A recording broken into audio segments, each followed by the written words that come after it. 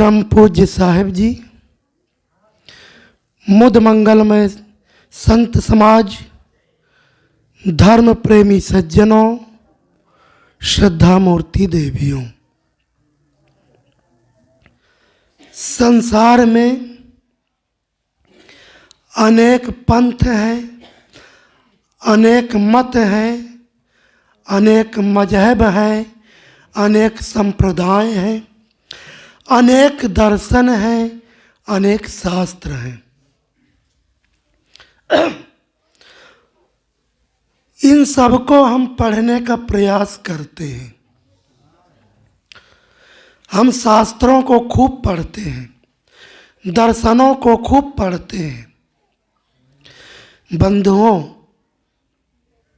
जो सभी दर्शनों का दर्शन है, जो सभी शास्त्रों का शास्त्र है, हम उसको नहीं पढ़ पाते हैं। हमारा ये जीवन दर्शन है, हमारा जीवन शास्त्र है।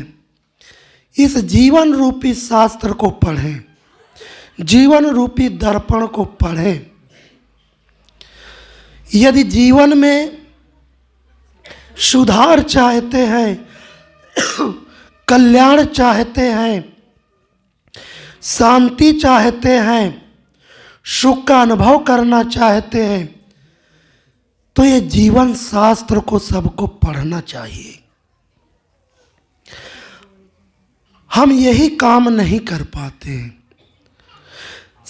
सब कुछ जीवन में पढ़ते हैं और पढ़ने का प्रयास करते हैं।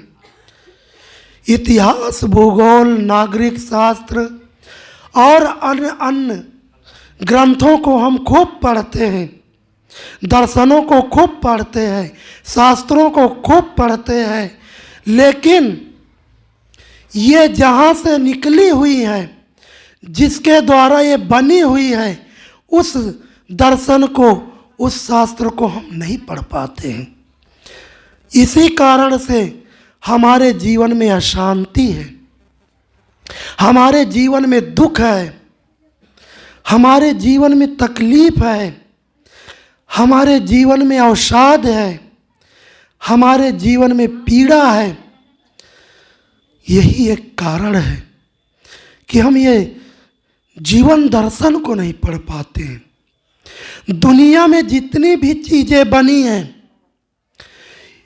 चाहे वो गीता हो, रामायण हो, भागवत हो, पुराण हो और अन्य अन्य ग्रंथ हैं, ये सारे मत, मजहब, पंथ, पंथाएं, इनको बनाने वाला, इनको चलाने वाला, इनको पढ़ने वाला, इनको लिखने वाला, इनकी रचना करने वाला आखिर कौन है? आज तक आप ये नहीं सुने होंगे कि किसी गाय ने इनकी रचना किया है, किसी भैंस ने इसकी रचना किया है, किसी पंछी ने इसकी रचना किया है, या और कोई कीड़े मकोड़े ने इसकी रचना किया है। जितने भी दुनिया में शास्त्र हैं, जितने भी दुनिया में पंथ हैं, जितने भी मत मजहब हैं, संप्रदाय हैं, धर्म ग्रंथ हैं, इन सबको बनाने वाला, पढ़ने वाला, लिखने वाला कौन है? ये इंसान ही तो है। ये सारी देन मनुष्य के मस्तिष्क की है। यदि ये संसार में इंसान ना होता, मनुष्य ना होता, तो आखिर भगवान की कल्पना कौन करता?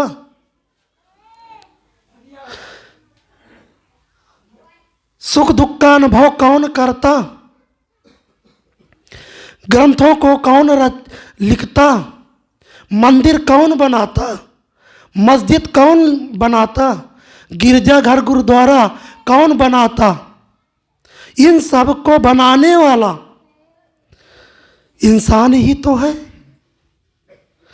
आज तक कोई पशु, कोई जानवर न तो मंदिर बनाया है, न मस्जिद बनाया है, न गिरजा घर बनाया है, न गुरुद्वारा बनाया है, और न इन सब की ज़रूरत किसी पशु पंछियों को पड़ती है। भगवान की ज़रूरत है तो इंसान को है, सत्संग की ज़रूरत है तो इंसान को है, धर्म ग्रंथों की ज़रूरत है तो इंसान को है, मंदिर की ज़रूरत इंसान को है, गिरजाघर की ज़रूरत इंसान को है। इन जो भी दुनिया में है, आज तो भौतिक ज़माना है, आज विज्ञान इतना आगे बढ़ गया, दुनिया में जितनी भी चीज़ें बनी हुई हैं, mobile, computer, tape record, television, इन सब का आविष्कार करने वाला आखिर इंसान ही तो है। इन सबको चलाने वाला, बनाने वाला इंसान ही तो है। आज तक किसी को, किसी पशु पक्षी कृमि कीट को इनकी ज़रूरत नहीं पड़ी, भगवान की ज़रूरत नहीं है। इंसान को ही भगवान की ज़रूरत पड़ती है। ये जिंदगी भरी, ये जो जिंदगी है, ये शिकवा शिकायत भरी जिंदगी कौन जीता है? इंसान ही तो जीता है। पशु के जीवन में कोई शिकवा शिकायत नहीं है, पंछियों के जीवन में कोई शिकवा शिकायत नहीं है। ये इंसान के जीवन में शिकवा शिकायत है। न जाने कितना इसके अंदर खुराफात भरा हुआ है। जब देखो तब कहीं मंदिर में जाता है, भगवान के सामने शिकवा शिकायत करता है, कहीं गिरजा घर में जाता है, कहीं गुरुद्वारा में जाता है, कहीं तीर्थों में जाता है, कहीं मूर्तियों के सामने नाक रगड़ता है कि हे भगवान, मेरा पड़ोसी मेरे साथ ऐसा किया, तुम ऐसा कोई कारनामा करो, ऐसा कोई करिश्मा दिखाओ कि बिना कुछ किए मेरा पड़ोसी मर जाए, मुझसे नीचे आ जाए। मेरा पड़ोसी के इतना धन है, इतना दौलत है, इतना महल है, दुमहला है, एसी कार है, बंगले हैं, सब कुछ है पड़ोसी के पास, मेरे पास तो दुपहिया गाड़ी भी नहीं है। हे भगवान, ऐसा कुछ करो, करिश्मा दिखाओ, ऐसा करो कि वो मुझसे नीचे गिर जाए। कितना इंसान के अंदर नफरत भरा हुआ है, कितना इंसान के अंदर शैतानियत भरी हुई है, कितना इंसान के अंदर खुराफात भरा हुआ है, ईर्ष्या भरा हुआ है, राग द्वेष भरा हुआ है इंसान के अंदर। आज तक पशु पंछी कृमकीट किसी भगवान के सामने नहीं जाते हैं, कभी भगवान से शिकवा शिकायत नहीं करते हैं कि हे भगवान, मेरे पड़ोसी को ऐसा बना दो, मेरे पड़ोसी को लंगड़ा कर दो, मेरे पड़ोसी को काना कर दो, अंधा बना दो, मेरे पड़ोसी को धनहीन बना दो, मेरे पड़ोसी को बलहीन बना दो, बुद्धिहीन बना दो। कभी पशु पक्षी ऐसा शिकवा शिकायत नहीं करते, लेकिन ये इंसान के अंदर इतना ईर्ष्या भरा हुआ है, राग द्वेष भरा हुआ है, नफरत भरा हुआ है कि कुछ कहने की बात ही नहीं है। हम कभी अपने जीवन को पढ़ते ही नहीं हैं, और जिस दिन हम अपने जीवन दर्शन को पढ़ लेंगे, क्या उस दिन हमारे जीवन में दुख का नाम होगा? कभी हमारे जीवन में अशांति रह जाएगी? कभी हमारे जीवन में असंतोष का हम अनुभव करेंगे? कभी नहीं। जिस दिन हम अपने ये जीवन रूपी शास्त्र को पढ़ लेंगे, उस दिन हमारे अंदर से किसी के प्रति ना तो निंदा रहेगी, ना नफरत रहेगी, ना राग रहेगा, ना द्वेष रहेगा, ना तो किसी प्रकार के हमारे जीवन में शिकवा शिकायत रहेगी। जिस दिन हम ये जीवन दर्शन को पढ़ लेंगे, और यही सबसे बड़ी कमजोरी है। हम यही नहीं कर पाते हैं। हम जो ये सभी दर्शनों का दर्शन, सभी शास्त्रों का शास्त्र, ये जीवन है, इसको हम नहीं पढ़ पाते हैं। इसीलिए हमारे जीवन में कष्ट है, हमारे जीवन में पीड़ा है, हमारे जीवन में उलझन है, हमारे जीवन में टेंशन है, हमारे जीवन में तनाव है। इसको पढ़ने का प्रयास करें, जीवन को पढ़ें। हम शास्त्रों को खूब पढ़ते हैं, गीता पढ़ते हैं, रामायण पढ़ते हैं, भागवत पढ़ते हैं, पुराण पढ़ते हैं, मंदिरों में जाकर के घंटों घंटों पूजा करते हैं, आरती करते हैं, प्रार्थना करते हैं, रामायण का पाठ खूब करते हैं। आज तो घर घर में रामायण रखी हुई है, पाठ हो रहा है, लेकिन कभी हम जीवन रूपी पाठ को पढ़ने का काम किए हैं? कभी नहीं किए हैं। रामायण खूब पढ़ते हैं मंदिर में जा कर के कि सिया राम मैं सब जग जानी, करहु प्रणाम जोर जुग प्राणी। मंदिर तक, केवल ये मंदिर तक सीमित रहता है, मस्जिद तक सीमित रहता है, गिरजा घर तक सीमित रहता है, गुरुद्वारा तक सीमित रहता है। खूब पढ़ते हैं रामायण, और जब मंदिर से बाहर निकलते हैं तो बस वही शिकवा भरी जिंदगी जीते हैं, वही नफरत भरी जिंदगी जीते हैं, वही हमारे जीवन में छल, वही कपट, वही ईर्ष्या, वही राग, वही द्वेष। हम रामायण खूब पढ़ते हैं कि सिया राम मैं सब जग जानी, लेकिन जब दुकान में आते हैं तो क्या करते हैं?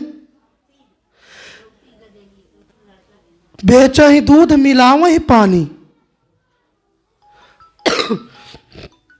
दूध में पानी मिला करके बेचते हैं, घी में कंकड़ मिला, घी में डालडा मिला करके बेचते हैं, और चना में कंकड़ मिला करके बेचते हैं। ऐसा क्यों करते हैं? क्योंकि हम वो केवल मंदिर तक रामायण, मंदिर तक ही पाठ को पढ़े हैं, रामायण को पढ़े हैं, कभी हम अपने जीवन में नहीं उतारे हैं। और जिस दिन हम रामायण को अपने जीवन में उतार लेंगे, गीता को अपने जीवन में उतार लेंगे, भागवत को अपने जीवन में उतार लेंगे, पूजा को अपने जीवन में उतार लेंगे, उस दिन से हम कभी, हमारे जीवन से गलत कर्म नहीं होगा, कभी किसी के प्रति निंदा नफरत नहीं होगी हमारे जीवन में। हमारा जीवन निर्मल होगा, मन पवित्र होगा, वाणी पवित्र होगी, कर्म पवित्र होंगे, और उस दिन से जो भी हम कर्म करेंगे वो सब पूजा बन जाएगा। साहब कहते हैं कि जहाँ जहाँ डोलो सो परिक्रमा, जो कुछ करो सो पूजा।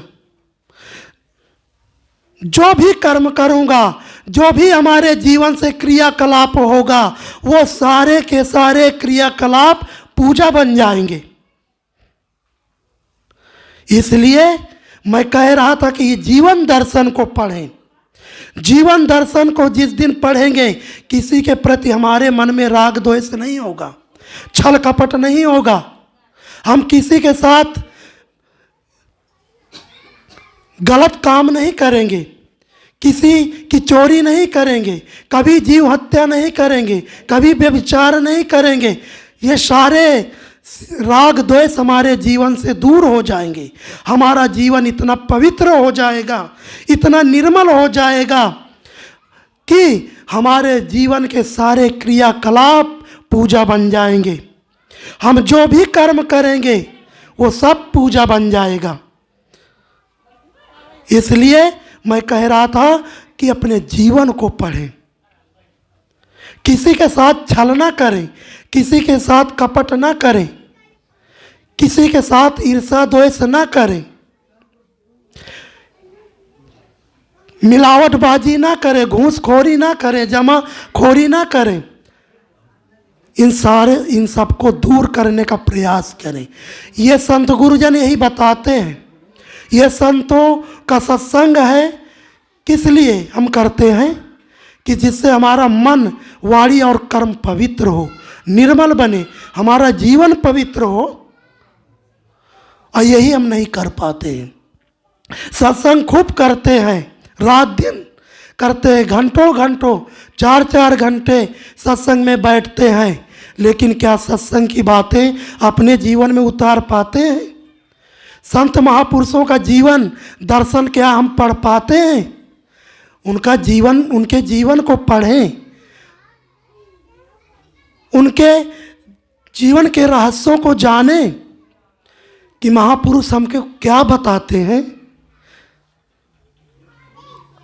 महापुरुषों का जीवन दर्पणवत होता है, दर्पण के समान होता है। जैसे दर्पण के सामने हम जाते हैं तो हमारे चेहरे में जो भी दाग धब्बा होता है उसको देख कर हम दूर करने का प्रयास करते हैं, छुड़ाने का प्रयास करते हैं। जो भी लगा रहता हमारे चेहरे में वो साफ साफ दर्पण के सामने दिखाई देता है।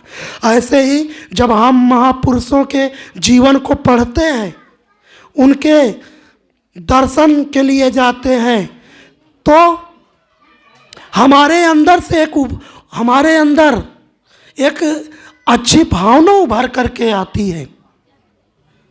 हमारे अंदर एक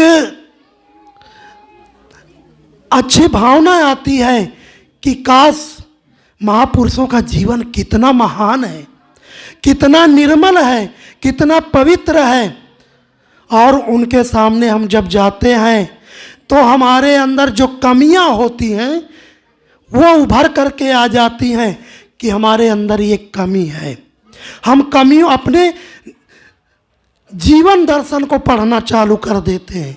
जब महापुरुष के सामने हम जाते हैं तो अपने जीवन दर्शन को हम पढ़ना चालू कर देते हैं, देखना चालू कर देते हैं, और वो सारी कमियां उभर करके हमारे सामने आ जाती हैं कि वास्तव में हमारे जीवन में एक कमी है। अभी हमारे अंदर से ईर्ष्या नहीं गई, अभी हमारे अंदर से राग नहीं मिटा, द्वेष नहीं मिटा। हमारे अंदर तो वही विकार, वही खुरापात भरा हुआ है। अभी हम गुटखा खा रहे हैं, पान खा रहे हैं, बीड़ी पी रहे हैं, सिगरेट पी रहे हैं, असत्संग कर रहे हैं, महापुरुषों के दर्शन खूब कर रहे हैं, लेकिन जो हमारे अंदर विकार हैं वो दूर नहीं हो रहे। ये सारे दोष दुर्गुण उभर करके सामने आ जाते हैं। इसलिए बंधुओं, महापुरुषों का दर्शन इसलिए किया जाता है, महापुरुषों का जीवन दर्शन इसलिए पढ़ा जाता है। हम जब महापुरुषों का दर्शन पढ़ते हैं, जीवन पढ़ते हैं, तो कितना हमारा मन में सुख का अनुभव होता है, शांति का अनुभव होता है।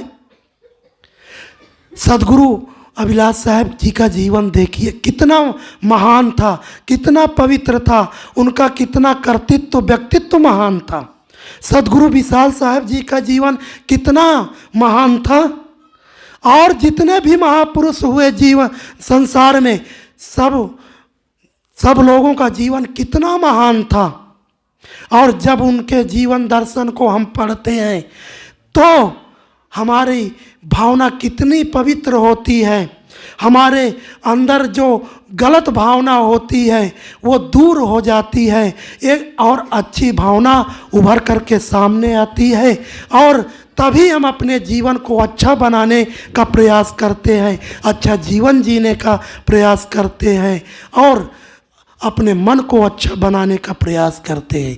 इसलिए बंधुओं, हम सबको चाहिए कि सभी शास्त्रों को पढ़ें, और सभी शास्त्रों का शास्त्र, सभी दर्शनों का दर्शन, ये हमारा जीवन दर्शन है। और जिस दिन हम अपने जीवन दर्शन को पढ़ेंगे, उस दिन हमारे अंदर किसी प्रकार के विकार, दोष, दुर्गुण नहीं होंगे, और उस दिन हमारा जीवन पवित्र होगा, मन निर्मल होगा, और हमारे सारे कर्म पवित्र होंगे और हम जीवन में सुख का, शांति का अनुभव करेंगे। बस इन्हीं वाणी के साथ, इन्हीं शुभकामनाओं के साथ मैं अपनी वाणी को विराम देता हूँ। बोलिए सद्गुरुदेव की जय। साहिब।